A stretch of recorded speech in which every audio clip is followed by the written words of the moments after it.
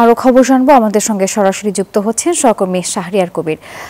শাহরিয়ার, জানাবেন এখনো পর্যন্ত কোনো আনুষ্ঠানিক ঘোষণা তো আসেনি, তারপরেও আপনি হাসপাতালের সামনে আছেন, কেমন দেখছেন সেখানকার পরিস্থিতি, কি বলছেন আগতরা এবং সবশেষ কি তথ্য আছে আপনার কাছে?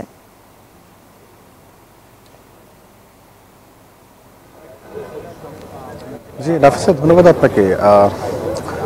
বিএনপি চেয়ারপারসন বেগম খালেদা জিয়া ঠিক এক সপ্তাহ হলো, কিন্তু এক সপ্তাহের বেশি সময় ধরে কিন্তু এই এফআর কেয়ার হসপিটালে ভর্তি রয়েছেন। তার শারীরিক পরিস্থিতির অবনতির জন্য কিন্তু তাকে চিকিৎসা দেওয়া হচ্ছে এখানে।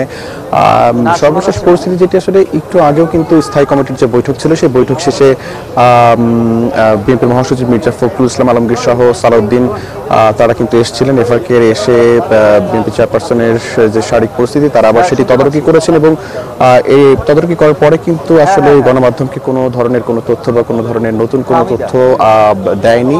তারা কথা বলেনি গণমাধ্যম কর্মীদের সঙ্গে। তবে বিএনপি নেতা হাবিবুর রহমান হাবিব কিন্তু এসেছিলেন, এসে তিনি কিন্তু জানিয়েছেন যে চেয়ারপারসনের যে কর্তব্যরত চিকিৎসক যিনি রয়েছেন ডক্টর জাহিদ হোসেন, সেই জাহিদ হোসেনকে সঙ্গে তিনি কথা বলেছেন এবং কথা বলে তিনি আমাদেরকে জানিয়েছেন যে তার সঙ্গে কথা বলে তার মনে হয়েছে যে চেয়ারপারসনের যে শারীরিক পরিস্থিতি সেটি একটু উন্নতির দিকে, এমনটি কিন্তু তিনি আমাদেরকে জানিয়েছেন। তবে আপনাকে জানিয়ে রাখি যে চীন থেকে যে আজকে বিকেল 4টায় যে 5 সদস্যের যে মেডিকেল টিম এসছেন, তারা কিন্তু দফায় দফায় বৈঠক করেছেন এবং বারবার বৈঠক করেছেন। বৈঠকের পরে কিন্তু আনুষ্ঠানিকভাবে কোনো ধরনের তথ্য বা কোনো ধরনের নতুন তথ্য কিন্তু গণমাধ্যমদের দেওয়া হয়নি, গণমাধ্যম কর্মীদের দেওয়া হয়নি। তো এখন পর্যন্ত আসলে সবাই বলছেন যে তার শারীরিক পরিস্থিতি অপরিবর্তিত এবং অপরিবর্তিতই রয়েছে। তো এই ছিল আমার কাছে সর্বশেষ। নাফিসা, শাহরিয়ার, ধন্যবাদ আপনাকে।